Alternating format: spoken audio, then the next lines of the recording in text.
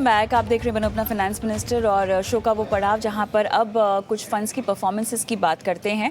और मेरे साथ इस चर्चा में जुड़ चुके हैं Firoz Aziz, deputy CEO Anand Rathi wealth. Firoz, good evening, स्वागत है आपका बनो अपना फाइनेंस मिनिस्टर में। और हमेशा आपके पास एक काम की लिस्ट होती है हमारे दर्शकों के लिए। आज एक ऐसी सूची है, उन फंड्स की लिस्ट है जिन्होंने बेंचमार्क को बीट किया हुआ है। तो ये जो फंड्स आपने अपने रिसर्च के मुताबिक इकट्ठा किए हैं, किस बिना पे इकट्ठा किए हैं, क्या क्या इनकी खासियत है, किस तरह की रणनीति फंड मैनेजर्स ने अपने लिए रखी हुई है, ये तमाम जानकारियां देते हुए इक्विटी म्यूचुअल फंड्स के कौन से फंड से आप शुरुआत करना चाहते हैं? कविता जी, नमस्कार। Such an honour to be with you again. अब ये देखें, जैसे आपने कहा किस आधार पे ये चुनी गई हैं, ये एक बहुत सिंपल मैथमेटिकल आधार पे चुनी गई हैं। जो एक्स्ट्रा रिटर्न इन्होंने जनरेट किया है लास्ट 6 महीने में अपने बेंचमार्क से के मुकाबले, कितने नंबरों से पास हुए हैं, उस आधार पे ये चुने गए हैं। तो इनको क्रोनोलॉजिकल ऑर्डर में अरेंज किया गया है। सबसे ज्यादा जिसके नंबर आए रिलेटिव टू पासिंग मार्क, समझो कि अगर आपको आपके बच्चे को 70 नंबर मिलते हैं, 70 मिलते हैं आउट ऑफ 100 और पासिंग मार्क है 40, तो जो एक्स्ट्रा है 30 उसको अल्फा कहते हैं म्यूचुअल फंड के लिंगो में। तो वो उस आधार पे अरेंज किया। तो टॉप 12 स्कीम्स 6 महीने की अल्फा पे ये आती हैं। मोतीलाल ओसवाल की मिड कैप फंड, तो वो सबसे ज्यादा अल्फा जनरेट कर चुकी है। और अगर मैं उसकी लिस्ट की लास्ट पढ़ूं, यूटीआई डिविडेंड यील्ड फंड में 6% का करीबन करीबन अल्फा आया है अपने खुद के बेंचमार्क के मुकाबले। तो ये 12 स्कीम्स जो हैं, एक 22 नंबर से पास हुई है, एक दूसरी 6 नंबर से पास हुई है। लास्ट 6 मंथ्स का अल्फा है। जब ऐसे में मेरे ख्याल से एक एक फंड का नाम लेते हुए हम थोड़ा सा इनकी रणनीति पर भी फोकस करते हैं और कैसे बाजार के उतार चढ़ाव के बावजूद भी इन्होंने जो है कमाई कराई है अपने निवेशकों को। और जिन्होंने SIP के ज़रिए ही या लमसम के ज़रिए निवेश किया हुआ है, कैसे उनका मुनाफा केवल बढ़ा ही है? फिरोज, बताइए। यस, देखिए, इनका अगर मैं Motilal Oswal mid cap fund को डाइसेक्ट करूं, तो आप देख रहे हैं कि टेक्नोलॉजी की जो सेक्टर है, उनकी जो एक्सपोजर है 21% इन्होंने टेक्नोलॉजी में रखा है। कंज्यूमर सिक्लिकल्स में ऑलमोस्ट 19.9% और इंडस्ट्रियल्स में 22%। तो ये दो तीन सेक्टर्स हैं, टेक्नोलॉजी, कंज्यूमर साइक्लिकल्स एंड इंडस्ट्रियल्स। ये तीन सेक्टर में करीबन करीबन 62-63% इन्होंने अपना पैसा लगा दिया है। अब इसकी वजह से जो एक्स्ट्रा रिटर्न आई है, रिटर्न टेक्नोलॉजी सेक्टर के उनके जो स्टॉक्स हैं उसमें 63% की रिटर्न आई है।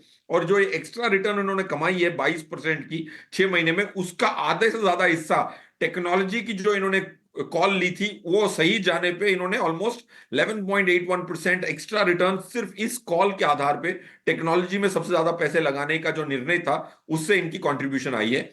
और कंज्यूमर सिक्लिकल्स की वजह से इनको 8.73% की एक्स्ट्रा रिटर्न आई है। तो ये तीन सेक्टर्स से इनकी जो कॉल्स थी वो सही जाने की वजह से ये अच्छे नंबरों से पास हुए हैं। और पासिंग मार्क से 21.6% ज्यादा कमाया है, जिसको हम म्यूचुअल फंड के लिंगो में, नॉमेनक्लेचर में अल्फा कहते हैं। चलिए, तो मेरे ख्याल से मोतीलाल का आपने एक मिड कैप का जिक्र कर लिया है। मेरे ख्याल से इसी सूची में आप मोतीलाल का एक फ्लेक्सी कैप भी आपने सिलेक्ट किया है और एक लार्ज एंड मिड कैप भी। Correct, yes. देखिए, ये सेलेक्ट इसी आधार पे हुए हैं कि इनकी अल्फा अच्छी है। तो हाँ। पास्ट परफॉर्मेंस और इनकी जो रणनीति थी मोतीलाल ओसवाल की, जो स्टाइल ऑफ मैनेजमेंट थी उसमें थोड़ा बदलाव आया, क्योंकि CIO में चेंजेस आए हैं। ऑफ कोर्स थोड़ी सी टर्मोइल रही है लास्ट 3-4 सालों में मोतीलाल ओसवाल में, बट अब जो नए CIO आए हैं उन्होंने रणनीति बदली है। तो ये आप देख रहे हैं काफी सारे मोतीलाल ओसवाल के स्कीम्स एक्स्ट्रा रिटर्न काफी अच्छा कमा चुके हैं। मोतीलाल ओसवाल का फ्लेक्सी कैप जो है वो अपने अल्फा से, अपने बेंचमार्क से 15.6% ज्यादा अल्फा कमा चुका है।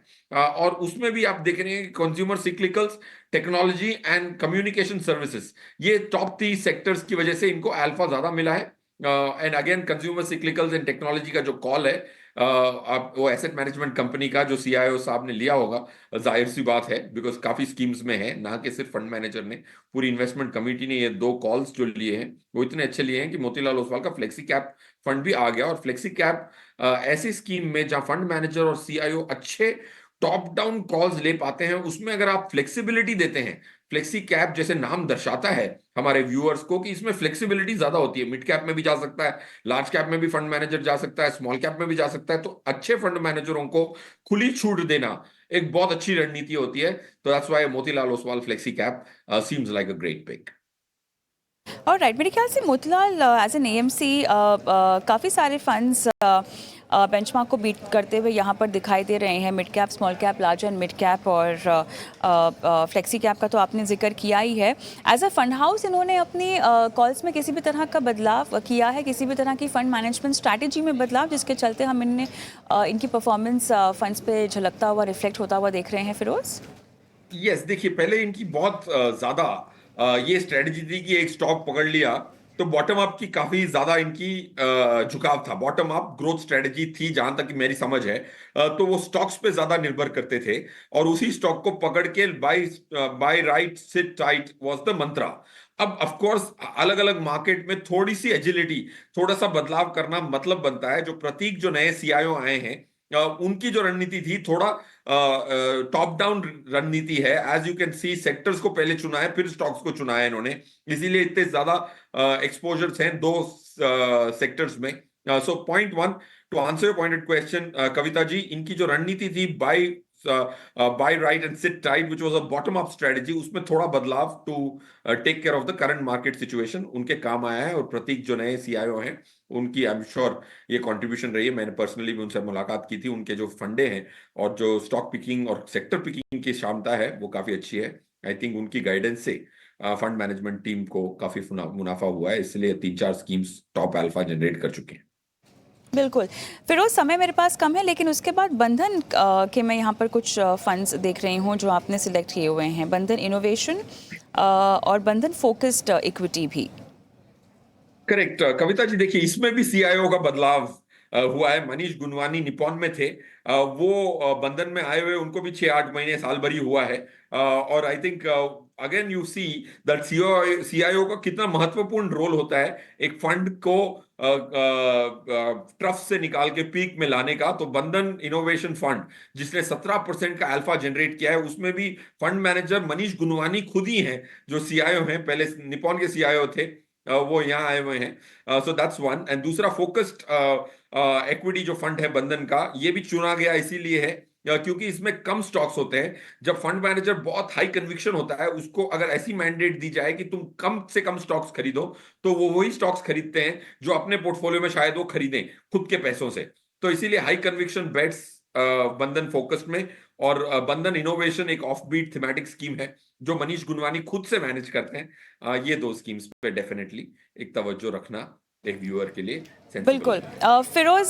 फिरोज केवल 30 सेकंड का समय है मेरे पास, बाकी के फंड्स का नाम अगर आप लेना चाहें तो।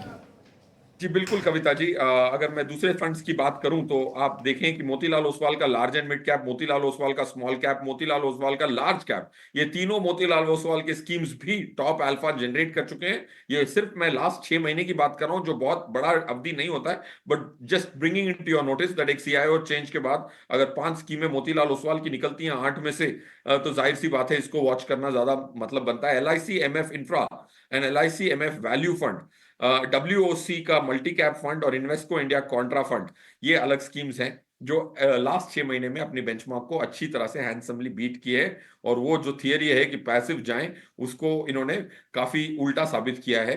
वॉरेन बुफे साहब की जो थियरी है कि अल्फा जनरेट करना बड़ा कठिन है, इंडिया में काफी मुमकिन है अगर अच्छे फंड मैनेजर हो, ये वो क्लियरली हाइपोथेसिस को डिस्प्रूव करते हैं वॉरेन बुफे साहब।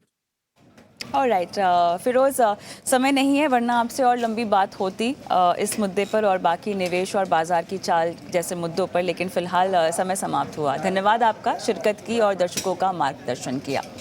इसके साथ अपन अपना फाइनेंस मिनिस्टर में फिलहाल मुझे भी इजाज़त दे और जाते जाते आपको छोड़ जा रही हूँ हमारे व्हाट्सएप नंबर के साथ, जहाँ पर अपने सवाल हम तक पहुँचा सकते हैं। आप चाहें तो यूट्यूब के ज़रिए भी अपने सवाल हम तक पहुँचा सकते हैं। कमेंट बॉक्स पे अपने सवाल डालिए, आपके सवालों के लाइव जवाब आपको मिलेंगे शो पर। नमस्कार।